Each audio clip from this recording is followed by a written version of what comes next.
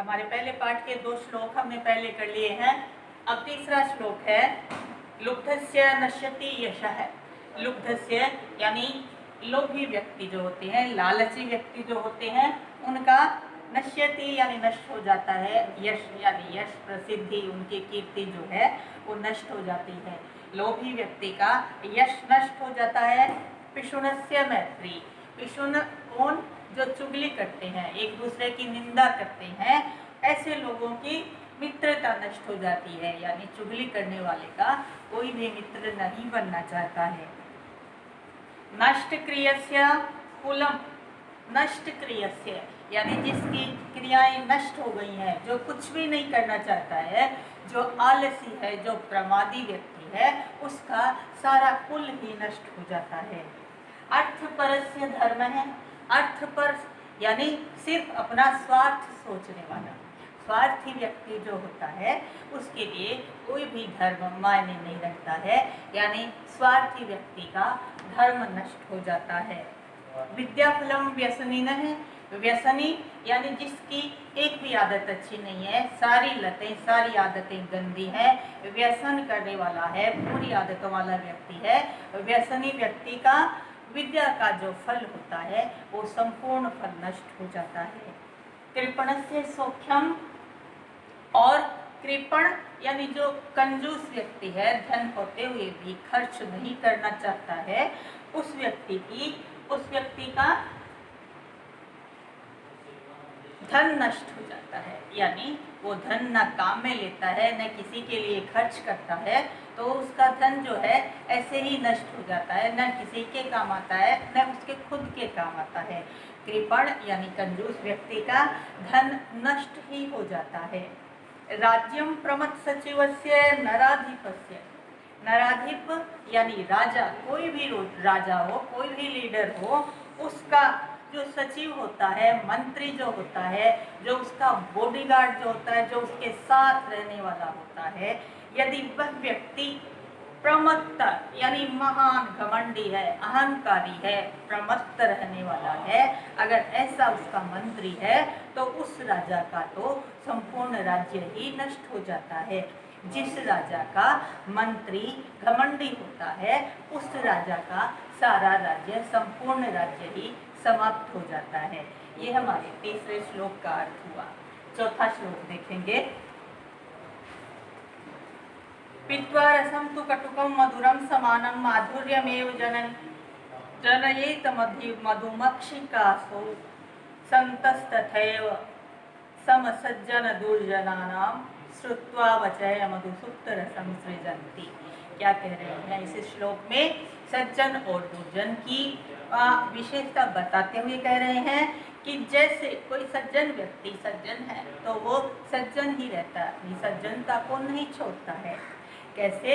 जैसे कि पीत्वा रसम यानी पीत्वा रसम कटुकम यानी कड़वा रस पीकर भी, मधुरम समानम यानी मधुर मीठे के समान, माधुर्यम एव शहद के जैसा, जनयेत यानी निर्माण करती है, पैदा करती है, मधुमक्षिका यानी मधुमक्खी, जैसे मधुमक्खी कड़वा रस पीकर भी मीठा शहद बनाती है, जैसे मधुमक्खी फूलों का कड़वा रस पीकर भी मीठा शहद बनाती है, उसी प्रकार संतत तथैव यानी उसी प्रकार जो भी सज्जन व्यक्ति है, सज्जन व्यक्ति भी दुष्ट व्यक्तियों के, दुर्जनाना यानी दुष्ट व्यक्तियों के श्रुत्वा वचन सुनकर, उनके कड़वे वचन सुनकर भी मधुसुप्त रसम सृजन्ति अच्छे वाक्यों का निर्माण करते हैं,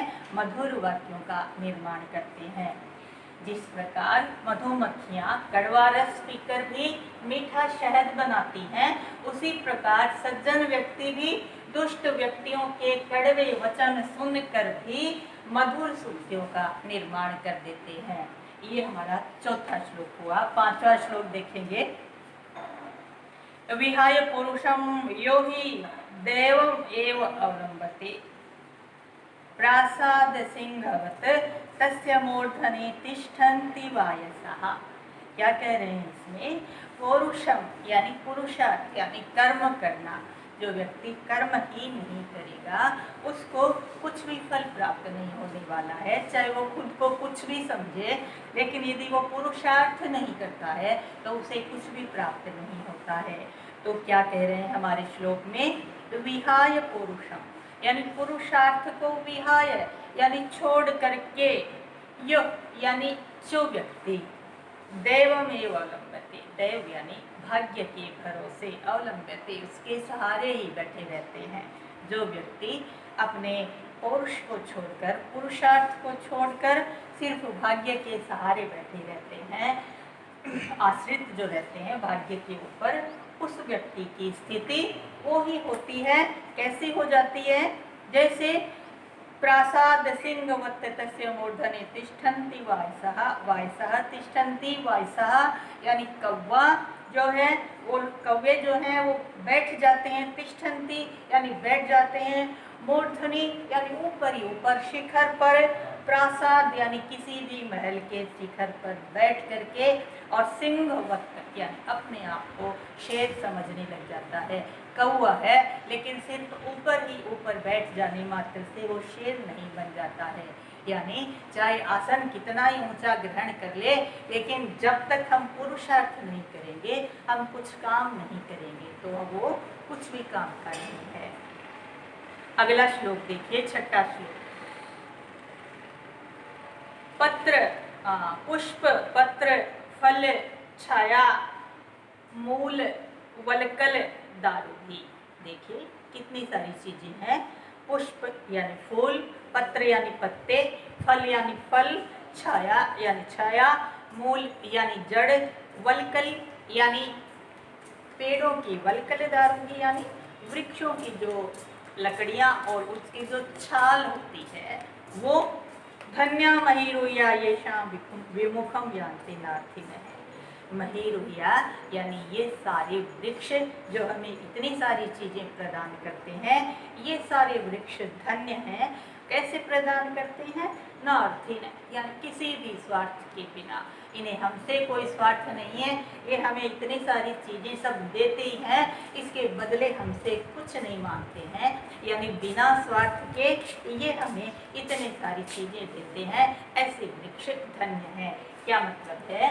ये सभी महान, ये वृक्ष सभी महान हैं, धन्य हैं, जो बिना किसी स्वार्थ के हम सभी को पुष्प, पत्ते, फल, छाया, जड़ और पेड़ की छाल प्रदान करते हैं, जैसे कि हमें परोपकार करने की प्रेरणा देते हैं।